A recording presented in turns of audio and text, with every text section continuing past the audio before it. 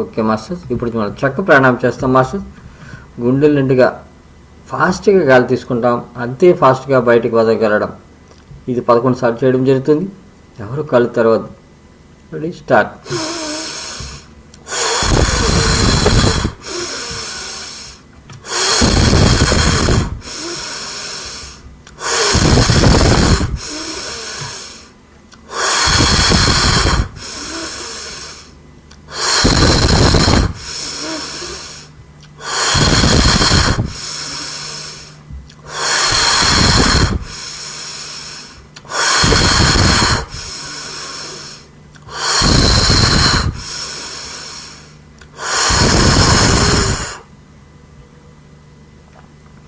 Okay master,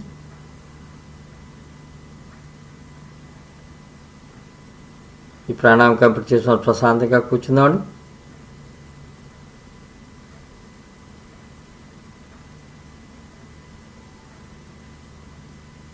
ఇప్పుడు సాహసంగా జరిగే ఉచ్ఛ్వాస నిశ్వాసాలు గమనించుకుందాం. శ్వాస మీద ధ్యాస. మనం పీల్చే గాలి, వదిలే గాలి. ఈ ప్రాణాయామం ద్వారా మనలో ఎక్కడెక్కడైతే మార్పులు వచ్చాయో ఆ మార్పులు గమనించుకుందాం.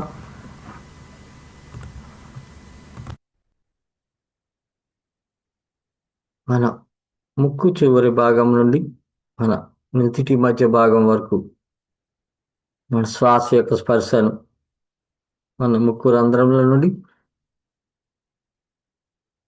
సహజంగా ఈ సమయంలో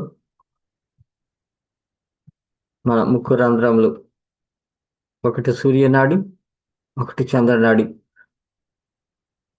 సూర్యనాడి కానీ చంద్రనాడి కానీ కొంచెం ఇబ్బందికరంగా శ్వాస తీసుకునే సమయంలో ఇబ్బందికరంగా అనిపించటం. ఒక నాడి మాత్రం చాలా క్లియర్గా ఉండడం జరుగుతుంది. ఇది ప్రాణాయామానికి ముందు. ప్రాణాయామం తర్వాతగా రెండు నాడులు కూడా చాలా క్లియర్గా ఉండడం జరుగుతుంది.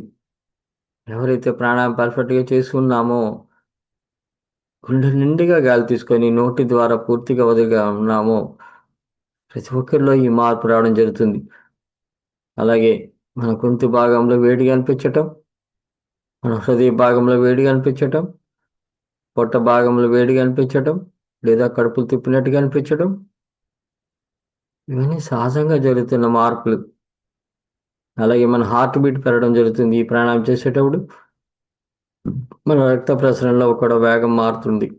నాడీ మండలం ఆ స్పర్శలు మన తల భాగంలో క్లియర్గా గమనించుకోవచ్చు.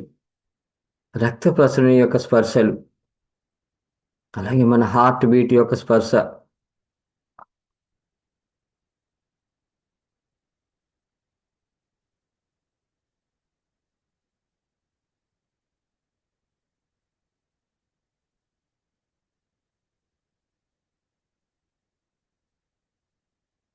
అలాగే ఈ సమయంలో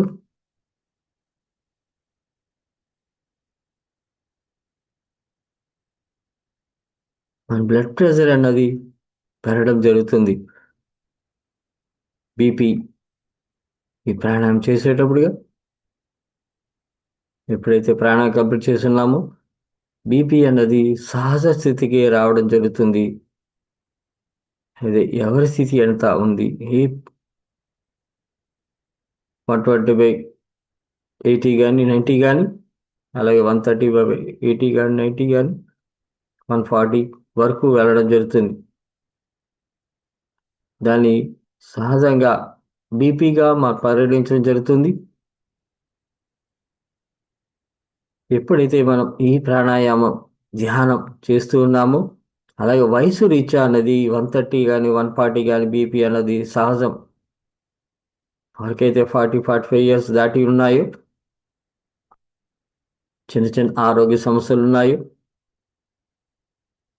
లేదా సహజంగా బీపీ అన్నది వచ్చి ఉన్నదో, వారందరిలో ఈ మార్పు రావడం జరుగుతుంది. నో టాబ్లెట్ లేకుండా ఈ 130 కానీ 140 వచ్చినా కూడా మన సహజ స్థితిగా అది మారడం జరుగుతుంది. ఇది సత్యం. చాలా హాయిగా